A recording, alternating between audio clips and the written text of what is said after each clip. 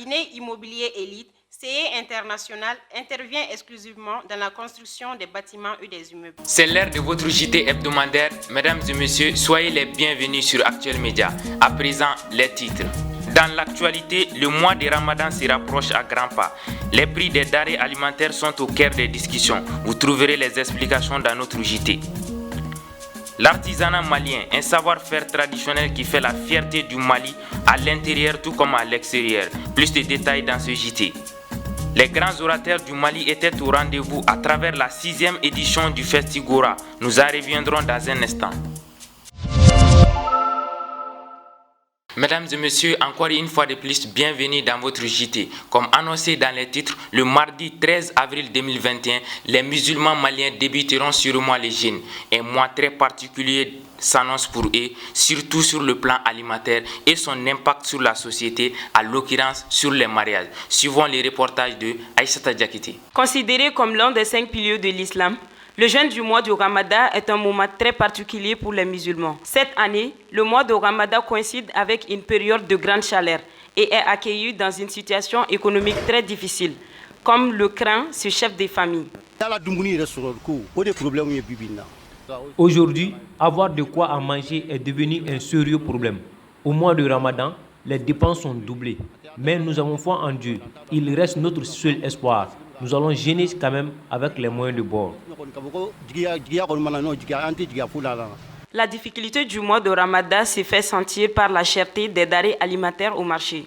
Cette année, le mois de Ramadan coïncide avec beaucoup de difficultés. Les prix des condiments ne suffisent pas car les dépenses sont trop. Vu toutes ces difficultés, cette année sans la foi, il serait très difficile de jeûner. Paradoxalement, Moussa Diallo, grand boutiquier, pense que cette année, on n'assiste pas à une flambée des prix comme les années précédentes.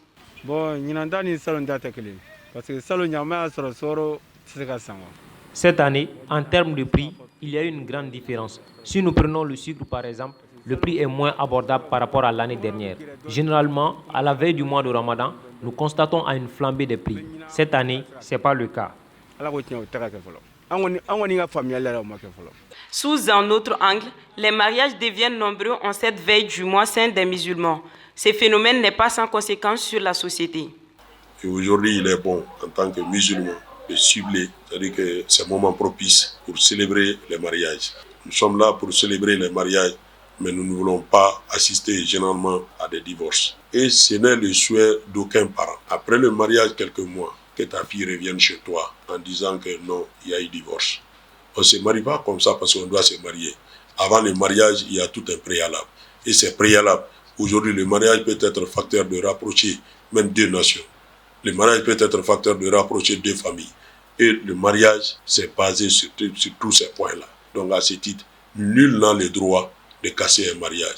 Connus pour leur hospitalité d'antan, des Maliens demandent aujourd'hui le départ des troupes étrangères sur notre sol, à travers des manifestations et dans leurs discussions. Ces troupes étrangères sont venues dans notre pays pour combattre le terrorisme. Plus de détails avec Aminata Y. Koulibaly.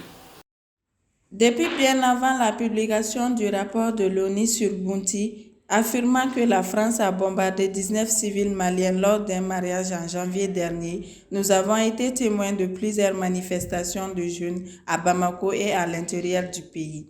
Plusieurs organisations de la société civile, y compris certains membres du CNT, se sont mobilisés pour demander le départ des troupes françaises du sol malien. Pour certains, ces manifestations ne sont pas contre le peuple français, mais contre sa politique extérieure. Depuis 2012, le Mali a fait appel à la France pour effectivement mener le combat aux côtés de nos soldats en vue de lutter contre le terrorisme et assurer la sécurité au Mali. Mais depuis lors, on constate bien évidemment que la situation sécuritaire au Mali continue d'être délétère. On constate effectivement que le climat sécuritaire ne cesse de se dégrader de jour en jour. Et donc vis-à-vis de cela, les Maliens ne comprennent pas que la France, avec autant de moyens logistiques, autant de moyens de frappe, puisse être là et que nos soldats continuent toujours d'être victimes des attaques des terroristes et que nos populations aussi soient victimes de ces mêmes attaques. Donc c'est compte tenu justement de cet état de fait que beaucoup de Maliens nourrissent aujourd'hui un sentiment de colère vis-à-vis de la politique étrangère française au Mali. Depuis longtemps, Opposé à la présence des militaires français au Mali à travers ses différentes sorties, le mouvement Yerawolo debout sur les remparts dénonce l'échec de la lutte contre le terrorisme de l'opération Barkhane et accuse la France d'être responsable des maux du Mali. Ces différentes manifestations ont eu un impact sur l'opinion publique nationale. Il y a une prise de conscience collective de la part de nos jeunes et cela est une réalité que l'on peut constater même au Mali à travers un certain nombre de mouvements que nous avons vus au Mali pour essayer de faire en sorte que les citoyens puissent participer le plus largement possible à la vie politique et contraindre également nos dirigeants à aller dans le sens de l'intérêt de leur population. Donc c'est cela le but recherché par la plupart des jeunes du continent africain qui sont dans des mouvements et dans des manifestations à longueur de journée pour assurer et garantir davantage l'indépendance que nos grands-pères ont fièrement acquis dans le sang et dans le courage. L'opinion est partagée sur la présence des troupes étrangères au Mali. Si certains se mobilisent pour dénoncer les méfaits de l'intervention française, d'autres pensent que sans les forces étrangères, les choses seraient encore pires. Ils sont là pour le maintien de la paix et de vivre ensemble. Mais on remarque souvent qu'ils sont plutôt là pour leur intérêt. Tant d'années de crise, mais jusqu'à présent, on remarque qu'il n'y a pas eu assez de changements. C'est mieux de les garder ici, mais de travailler dans un même ordre d'idée. Leur départ ne va rien changer dans l'avancement du pays. Pour l'air, le ressentiment contre l'ancienne puissance coloniale fait plus de bruit que de dégâts. Pour certains, ces manifestations ont eu des impacts lors des discussions au sommet de Pau. Une prochaine manifestation est prévue pour le 25 mai prochain. Les sentiments anti-français gagneraient-ils du terrain au Mali? Telle est la question que se pose tout un chacun. Dans la page culture, l'artisanat au Mali est un secteur très important de par ses implications sociales, culturelles et surtout économiques. La mode, les styles et la tradition s'associent bien à la production artisanale malienne dans le marché artisanal de Bamako. Suivons cet élément de Fakmata Dramé.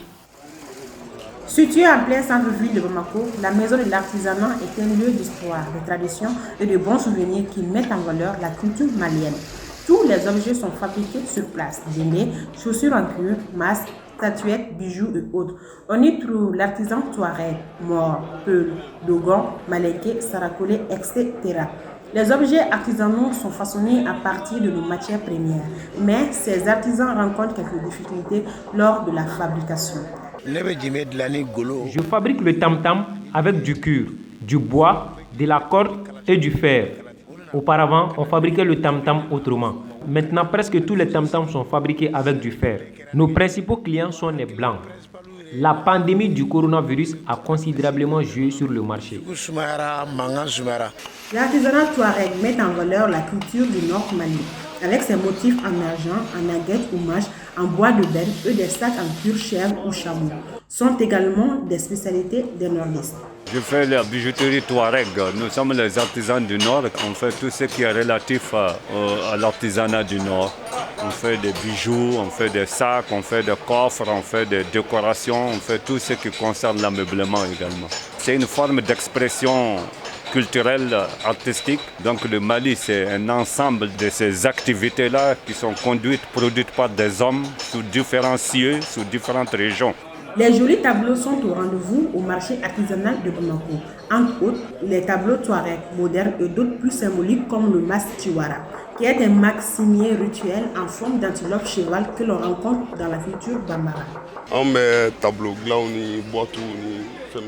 Nous vendons des tableaux, des portes et divers. Nous fabriquons deux sortes de tableaux, le tableau touareg et le tableau moderne. Le Tiwara est un tableau connu de tous. Il est nommé le trophée national du Mali. Les historiens nous relatent que le Tiwara a été initié par Soumaoro Kanté pour exhorter les travailleurs à doubler d'ardeur.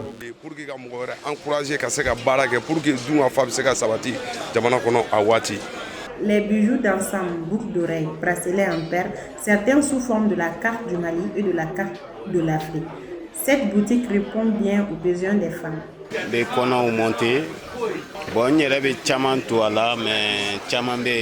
Je monte personnellement des bijoux en perles, mais souvent certaines me viennent en aide. L'une des importances des bijoux en perles nous permet d'être nous-mêmes. Chaque ethnie a ses bijoux en perles. Nous, les artisans, nous sommes vraiment en difficulté. La situation du pays fait que les investisseurs et les clients d'extérieur ne viennent plus.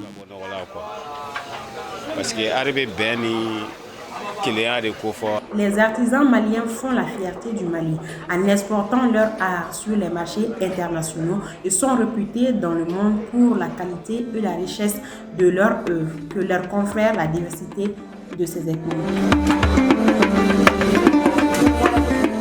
Toujours dans la culture, cette année a eu lieu la 6e édition du Festival des Grands Orateurs Festigora, organisé par l'association Move Together Mali. Cette association a procédé à des formations, à des concours et à la remise d'attestations à des lauréats et aux jeunes qui se sont fait distinguer par leur talent d'orateur. Pour plus de détails, suivons M. Bakari Dambélé, président de MT Mali, au micro de Mamadou Nabombo. MT Mali, c'est une organisation de jeunes qui œuvre pour la promotion de la paix, la culture et l'excellence. Et donc nous évoluons dans plusieurs domaines, notamment le domaine de l'éducation, le maintien de la paix et, comme nous l'avons signalé, surtout pour la culture et l'excellence. D'abord, avant de mettre en place ce projet du Festigora, on avait l'habitude d'organiser des compétitions entre les écoles. Et après, on s'est dit, pourquoi pas un événement autour de la parole, et pour donner la parole vraiment à ceux qui veulent parler et aussi donner la parole à ceux qui ne savent pas aussi parler. Il faut un festival parce que ça n'existe pas au Mali. Il n'y a pas un événement exclusivement basé sur l'art oratoire au Mali. C'est pourquoi nous avons eu l'idée de mettre en place le projet du Festigora. À cette 6e édition, nous avons fait 8 jours d'emblée en activité et nous avons fait des panels pendant tout au long d'une semaine et des formations, des ateliers de formation autour de la parole et sur des thèmes qui touchent un peu partout, notamment la prise de parole, l'entrepreneuriat, les recherches d'emploi et prise de parole en public, et le maintien de la paix et prise de parole en public. Donc il y avait beaucoup de thèmes autour desquels nous avons vraiment animé la chose pendant toute une semaine, chose qu'on ne faisait pas avant. À travers le Festigora, la cible, c'est presque, ça concerne tous les niveaux, parce que quand vous regardez le programme, d'abord, on a une compétition qui concerne le niveau fondamental, il y a le niveau lycée, il y a les universitaires. Au-delà de ça, nous avons aussi essayé d'impliquer d'autres personnalités en leur donnant des trophées d'éloquence, notamment la catégorie animateur radio, les leaders, les entrepreneurs, les comédiens humoristes. Donc, quand vous parlez de la parole, vous touchez tous les domaines. Donc, la cible n'est pas une seule personne, la cible du Festigora, c'est tout le monde d'ailleurs. Nous souhaitons à travers le Festigora de faire le Mali le pays de la parole, le plus grand rendez-vous qu'il soit chaque année. Et donc on a aussi organisé une cérémonie de remise de ces trophées, non seulement aux candidats qui étaient en compétition, et aussi aux différentes personnalités que nous avons sélectionnées cette année et qui ont reçu les trophées d'éloquence. Donc c'est une nouvelle chose que nous avons ajoutée cette année, et avant on ne faisait pas ça. Selon les observateurs, les gens disent que ça a été un succès, les gens disent partout que vous avez fait du bon boulot, c'est un succès. Mais la taille que nous souhaitons donner l'événement jusqu'à présent, selon notre vision, nous n'avons pas encore atteint ça. C'est pourquoi je peux me permettre de dire que l'objectif a été atteint à 50% seulement. Le reste, c'est à venir. L'appel que nous lançons à la jeunesse, surtout, l'avenir appartient à la jeunesse, nous les invitons de s'impliquer davantage parce que le Mali est un pays aujourd'hui où on a vraiment besoin de mieux communiquer pour le maintien de la paix, parce que sans la paix, rien ne peut fonctionner. Je pense que c'est seulement la prise de parole qui peut sauver le Mali aujourd'hui. Ce n'est pas les armes qui peuvent vraiment nous permettre de se retrouver à la table. Donc il faut qu'on revienne à la table de négociation, et cela n'est possible qu'à travers des excellents communicateurs, des gens qui peuvent mieux communiquer et sensibiliser les gens, et pour que l'ensemble des fils et filles de ce pays se retrouvent en harmonie malgré la diversité culturelle, et qu'on se retrouve ensemble et qu'on essaie de vivre comme des frères et sœurs. À présent, recevez l'actualité nationale et internationale en bref et en images commentées par Kassim Diabati. Pour répondre à la montée en flèche du nombre de cas de coronavirus dans notre pays, ce vendredi 9 avril s'est tenue une réunion extraordinaire du Conseil supérieur de la défense nationale présidée par le président de la transition Bandao Akuluba. Il a été décidé de procéder à la fermeture des lieux de loisirs, l'interdiction des rassemblements de plus de 50 personnes et la suspension des festivités et manifestations. Tout cela durant 15 jours à compter du 10 avril. Le secrétaire général de l'ONU a publié cette semaine un rapport trimestriel sur la situation sécuritaire du Mali. Selon celui-ci, les forces armées maliennes, la MINUSMA et les groupes armés signataires ont subi précisément 92 attaques asymétriques entre janvier et mars 2021. La région de Mopti reste la plus touchée avec 53 attaques enregistrées. En Afrique, en Côte d'Ivoire, une semaine après leur acquittement définitif par la Cour pénale internationale, l'ex-président Laurent Gbagbo et son ancien ministre Charles Blé Goudé sont libres de rentrer en Côte d'Ivoire quand ils le souhaitent. C'est ce qu'a déclaré le président Alassane Dramane Ouattara sur les réseaux sociaux, à savoir si les deux personnalités feront face à la juridiction de leur pays. Toujours en Afrique, au Nigeria, le lundi 5 avril 2021, la prison d'Owerri, dans l'état d'Imo, au sud-est du pays, a subi une attaque des hommes armés non identifiés. Lors de cette attaque, 1844 détenus se sont échappés. Selon les autorités pénitentiaires, la situation est sous contrôle, mais il s'agit là de la plus importante attaque contre une prison dans l'histoire récente du Nigeria. En Grande-Bretagne, le vendredi dernier, l'époux de la reine d'Angleterre, le prince Philippe, est décédé à l'âge de 99 ans à 2 mois de son centenaire.